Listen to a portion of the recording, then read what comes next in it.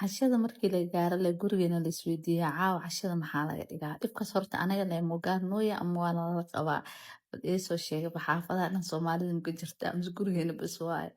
caawa waxaa waaye qofka cashada guriga ku qora meeshaan ogaa cashadan yarta fudeeda cid hagu soo tuure ugu hore meesha waxaa kusoo shubta laba gasaco malaa iyo wax yaroo yahay sibisaane oo si yaryar usoo jarjaray iyo basala si yaryar usoo jaray kamsar kadib waxaa kusoo darsada mayonees iyo kajab qudaarta intaas ka badan hadaa jecesha barbarooniyaasha waxaa waaye oo ku darsan kartaa iyo karootada iyo aniga waxaa waaye intaan nagu nadiifneedbo marka kadibna waxaa waaye rootiga oo sliceka soo qaatay oo soo kululeeyay xogaa yar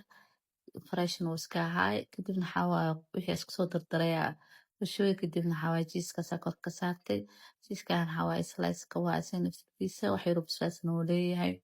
kadibna waxaa waaye bartaawadeena dabka soo saaranay wax yar oo batara ku dhalaaliyey kadibna waxaa waaye meeshaana kusoo gaduudinaa marba dhinaca ugu soo gadinaa ma fahantay ugu dambeyntina waa kanaya casho yaroo waqti badan kaa qaadan oo aad u fudud aad u macaana meeshaan kasoo baxday baarakahay waad salaama intaan soo gaarteen aad iyo aad aan u mahadsantihiin bye